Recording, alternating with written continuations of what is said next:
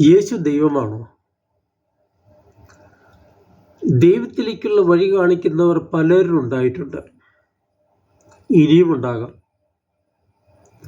ആ വഴികൾ പലതാണ് താനും. യേശു മാത്രമാണ് വഴിയും സത്യവും ജീവനും ഞാനാണ് എന്ന് പ്രസ്താവിച്ചിട്ടുള്ളത്. ഏതെങ്കിലും മതസ്ഥാപകൻ താൻ ദൈവമാണെന്ന് പറഞ്ഞിട്ടുണ്ടോ?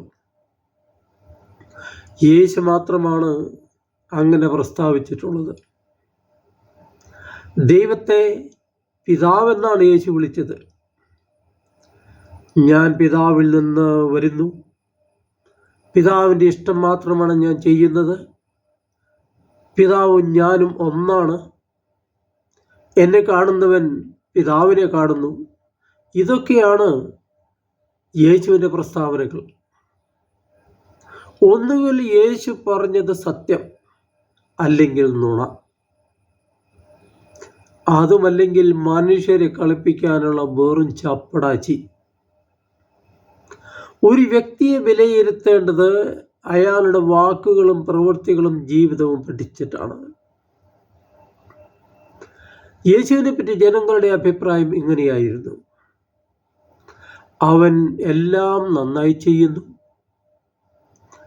അവൻ മറ്റ് മത നേതാക്കളെ പോലെയല്ല, അധികാരത്തോടെ പഠിപ്പിക്കുന്നു,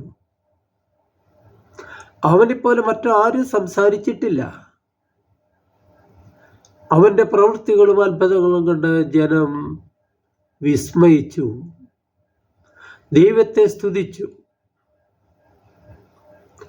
കുറ്റം ചുമത്തപ്പെട്ട് മുമ്പിൽ നിൽക്കുന്ന യേശുവിനെ നോക്കി ന്യായാധിപൻ പറയുന്നു, ഇവനിൽ ഞാൻ ഒരു കുറ്റവും കാണുന്നില്ല. യേശു പറഞ്ഞതെല്ലാം സത്യമാണെന്ന് വിശ്വസിച്ചത് അവിടുത്തെ ശത്രുക്കളായിരുന്നു.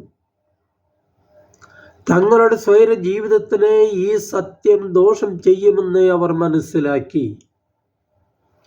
അതുകൊണ്ടാണ് കള്ളക്കേസുണ്ടാക്കി കള്ളസാക്ഷികളുമായി അവർ റോമൻ ഗവർണറായ പീലാത്തോസിനെ സമീപിച്ചത്.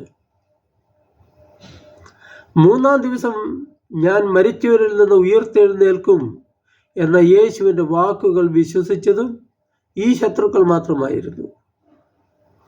അതുകൊണ്ടാണ് യേശുവിൻ്റെ കല്ലറ പൂട്ടി സീല് ചെയ്യാൻ അവർ പീലാത്തോസിനെ നിർബന്ധിച്ചത്.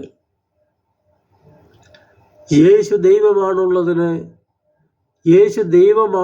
എന്നുള്ളതിന് ഏറ്റവും വലിയ തെളിവ് അവിടുത്തെ പുനരുത്ഥാനമായിരുന്നു.